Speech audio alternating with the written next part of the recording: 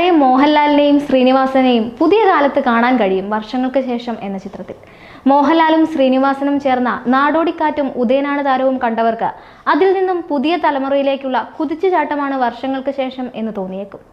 മനോഹരമായ ഗാനങ്ങൾ, ദൃശ്യങ്ങൾ, പഴയകാല ദൃശ്യങ്ങൾക്കനുസൃതമായി ഉപയോഗിച്ച കളർ ടോൺ, ആദ്യ പകുതിയിൽ നിന്നും വ്യത്യസ്തമായ ശൈലിയിൽ പുരോഗമിക്കുന്ന കഥാതന്തു തുടങ്ങിയവയാണ് വർഷങ്ങൾക്ക് ശേഷം എന്ന ചിത്രത്തിന്റെ പ്രത്യേകതകൾ. സൗഹൃദം, പ്രണയം, സംഗീതം എന്നിവയെല്ലാം ചേർന്നുള്ള തുടക്കമാണ് ചിത്രത്തിനുള്ളത്. കഥയ്ക്കോ തിരക്കഥയ്ക്കോ കാര്യമായ പുതുമയൊന്നും അവകാശപ്പെടാൻ സാധിക്കില്ലെങ്കിലും മനോഹരമായി വെള്ളിത്തിരയിൽ ആവിഷ്കരിക്കാൻ സാധിച്ചതാണ് വിനീത് ശ്രീനിവാസന്റെ വിജയം. തന്റെ സംഗീത ഗുരുനാഥന്മാരായ തലശ്ശേരി ബാലൻ മാസ്റ്റർക്കും ചാന്ദ് പാഷയ്ക്കുമാണ് വിനീത് ശ്രീനിവാസൻ ഈ സിനിമ സമർപ്പിച്ചിട്ടുള്ളത്. ആദ്യ പകുതിയിലെ പ്രണവും ധ്യാനം ചേർന്നുള്ള രംഗങ്ങൾ പഴയ മോഹൻലാൽ ശ്രീനിവാസൻ കൂട്ടുകെട്ടിനെ ഓർമ്മിപ്പിക്കുന്നുണ്ട്. സിനിമയിലുടനീളം മോഹൻലാലിനെ അനുകരിച്ചോ അനുസ്മരിച്ചോ പ്രണവും ശ്രീനിവാസനെ അതേപോലെ പിന്തുടർന്ന് ധ്യാനം വരുന്നുണ്ട്.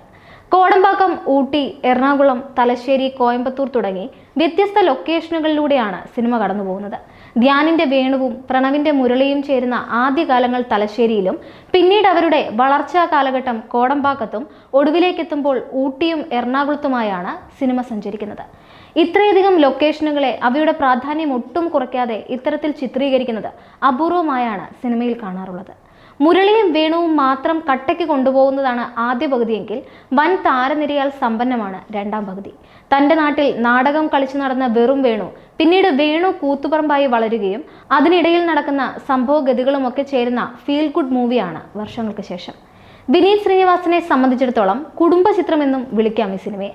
അനുജൻ ധ്യാൻ നായകന്മാരിൽ ഒരാളായി രംഗത്തെത്തുമ്പോൾ ഗായികയായി ഭാര്യ ദിവ്യയും രംഗത്തെത്തുന്നുണ്ട്. ഒപ്പം അച്ഛൻ ശ്രീനിവാസന്റെ റെഫറൻസുകളും.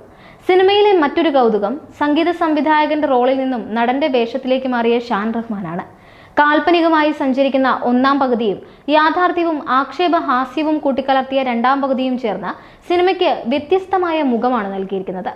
സിനിമാ കൂട്ടത്തെയും ചലച്ചിത്രകാരന്മാരെയും മാത്രമല്ല, സ്വയം പരിഹസിച്ചും വമ്പൻ തമാശകളൊന്നുമില്ലെങ്കിലും കാലത്തിനനുസൃതമായ തരത്തിൽ കുഞ്ഞു തമാശകൾ ചേർത്ത് വെച്ചുമാണ് രണ്ടാം പകുതി വന്നിരിക്കുന്നത്. 7 സിനിമകൾ പൊട്ടി 8ാം സിനിമയിൽ പ്രതീക്ഷയർപ്പിച്ച നിതിൻ മോളിയായി നിവിൻ പോളി സ്വയം പരിഹസിക്കുകയാണ് തന്റെ രംഗത്തുടനീളം. വണ്ണം വെച്ചതിന് ബോഡി ഷെയിം ചെയ്തവർക്ക് ഉരുളക്കെപ്പേരി മറുപടിയും നിവിൻ പോളി കൊടുത്തിട്ടുണ്ട്. ഈ ചിത്രത്തിലൂടെ നിവിൻ പോളിക്ക് നിറഞ്ഞാടാനുള്ള അവസരം വിനീത് വീണ്ടും നൽകിയിരിക്കുകയാണ്. വൈഗി മഹേന്ദ്രൻ, ദീപക് പറമ്പോൾ, ഷാൻ റഹ്മാൻ, ബേസിൽ ജോസഫ്, അജു വർഗീസ്, നീരജ് മാധവ് എന്നിവരുടെ വേഷങ്ങളും സിനിമയുടെ രണ്ടാം പകുതിയിൽ നിർണായകമായിരുന്നു. അവധിക്കാലത്ത് കുടുംബമായിരുന്ന് 2.25 മണിക്കൂർ ആസ്വദിക്കാനാവുന്ന സിനിമയാണ് വർഷങ്ങൾക്ക് ശേഷം എന്നതിൽ എതിരഭിപ്രായമുണ്ടാവില്ല. ബോറടിപ്പിക്കുന്നൊന്നുമില്ലെങ്കിലും ഇത്രയും നീളം സിനിമയ്ക്ക് വേണ്ടിയിരുന്നോ എന്ന നേരിയൊരു സംശയം ബാക്കി നിന്നേക്കാം. തട്ടത്തിന്മറയത്തും ഹൃദയവും ഒക്കെ പോലെ കഥ പറഞ്ഞു തരുന്ന രീതിയിലൂടെയാണ് വർഷങ്ങൾക്ക് ശേഷവും പ്രേക്ഷകരെ പിടിച്ചിരുന്നത്.